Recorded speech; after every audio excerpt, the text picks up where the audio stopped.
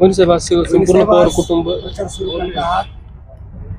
काय प्रचाराची उद्देश आहे? प्रचार आता मी मगाशी जसं सांगितलं तसं ही एक अतिशय भावनिक आणि एक वेदनादायी निवडणूक होणार आहे.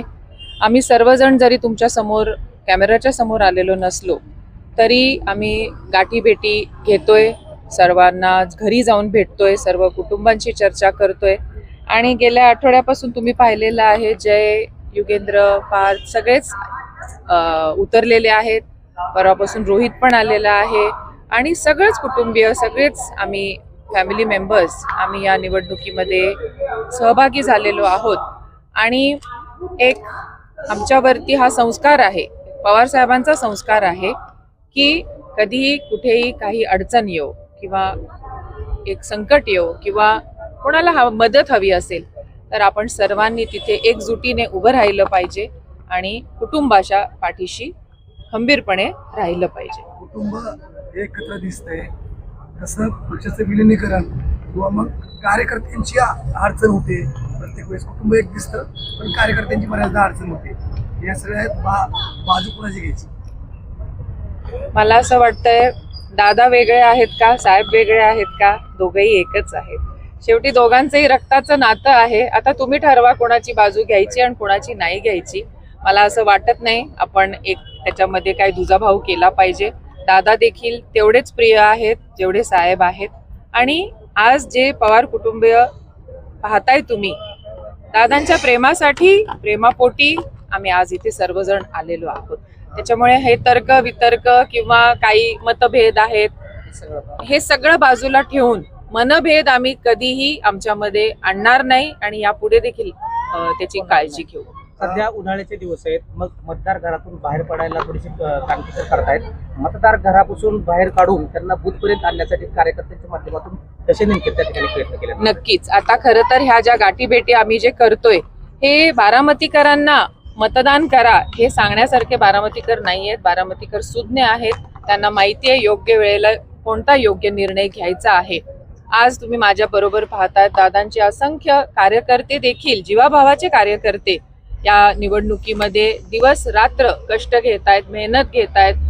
महिला असो, मुलं असो, युवक असो, युवती असो, आणि या सगळ्यांनी ही निवडणूक आज हातामध्ये घेतलेली आहे. आणि आम्ही आता तीच चर्चा केली की ऊन खूप आहे, टेम्परेचर 38, 40, 41 पर्यंत जातंय. तर दुपारच्या वेळेला नाही पण सकाळच्या वेळेलाच जर सगळ्यांना बाहेर काढलं आणि मतदान जास्तीत जास्त करून घेतलं तर ते योग्य आणि सोयीचं ठरेल. आता सध्याच्या परिस्थितीमध्ये पवार कुटुंब, सगळे पवार कुटुंब सुनेत्रा पवारांचा प्रचार करताना दिसत आहेत. मग येणाऱ्या कालावधीमध्ये पवार कुटुंब म्हणून एक येणार का आणि पक्षाच्या विलिनीकरणाबाबत कुठं या संदर्भात विचार केला जाणार का? पवार कुटुंब पक्ष म्हणून पुन्हा एकत्र दिसणार का? पाहिजे कसं आहे, हे शेवटी जो विषय तुम्ही घेतलेला आहे आज तो राजकारणाचा विषय आहे. राजकारणामध्ये रोज डायनामिक्स बदलत असतात आणि जर तरच्या गोष्टी आहेत ह्या. जर दादा आज इथे असते तर कदाचित विलिनीकरण झालं देखील असतं, आपण सर्वजण त्याचे साक्षी झालो असतो. परंतु दुर्दैवाने हे घडलं नाही. आता हे सगळे निर्णय जे आहेत हे वरचे जे आमचे वरिष्ठ नेते आहेत, पक्षश्रेष्ठी असतील, हे सर्व निर्णय ते घेतील आणि जर झालं तर त्याचं स्वागतच आहे.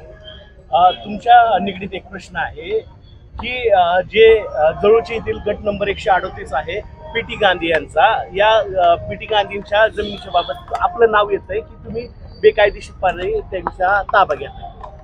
नाही, ही काहीतरी चुकीची माहिती बाहेर आलेली आहे आणि तुम्ही रितसर त्याची माहिती घेऊ शकता. तुम्ही माझ्याकडे येऊ शकता, मी तुम्हाला कागदपत्र दाखवू शकते आणि तसा गैरसमज जो करून घेतलेला आहे किंवा चुकून झाला असेल तर त्याच्यात काही तथ्य नाही आहे. कारण त्यांनी तुमच्या नावाचा आणि भाकरांच्या नावाचा तक्रारी अर्ज केला असेल त्याची मला माहिती नाहीये, पण तुम्हाला जी काही माहिती हवी असेल तुम्ही येऊन माझ्याकडून माहिती घेऊन जाऊ शकता. लोकांमध्ये तुम्ही फिरताय, आता कोगडी बैठका घेताय, काय प्रतिसाद मिळतोय, लोकांच्या काय नेमक्या भावना आहेत? भावना त्याच आहेत. लोक अजून दादा नाही आहेत आपल्यामध्ये हे मानायलाच तयार नाही आहेत आणि हे मला नाही वाटत कधीच शक्य होईल. नेहमी प्रत्येकाला असं वाटत राहतं की आत्ता कुठून तरी दादांचा आवाज येईल, दादांना फोन येईल दादांचा की बाबा हे काम राहिले, ते काम राहिले, इथली झाडं जळालेली आहेत, या रस्त्यावरती खड्डे आहेत, या इथल्या गावाला पाणी पुरवठा झालेला नाही आहे. ह्या सगळ्या भावना आज लोकांच्या मध्ये आहेत. बारामती अजून तशी खूप सुन्न आहे, त्याच्यातनं बाहेर पडलेली नाही आहे. परंतु आता आपल्याला या निवडणुकीला 23 तारखेला आपल्याला सामोरं जावं लागणार आहे. वहिनींना भरघोस मतदान करावं लागणार आहे आणि दादांना खऱ्या अर्थाने जर आपल्याला श्रद्धांजली व्हायची असेल तर 23 तारखेला आपण प्रचंड मतदान करून सुनेत्रा वहिनींना आपण निवडून आणायचं आहे. खरं तर ही निवडणूक दुःखात पार पडते आणि विशेष म्हणजे ही निवडणूक दादांच्या शिवाय पार पडते. काय कसं पाहता, काय नेमकं तुमच्या भावना? नक्कीच कधीच असं वाटलं नव्हतं पोटनिवडणूक बारामतीमध्ये होईल. स्वप्नात देखील वाटलं नव्हतं की दादा आपल्या बरोबर कोणत्याही इलेक्शनला आपल्या सोबत नसतील.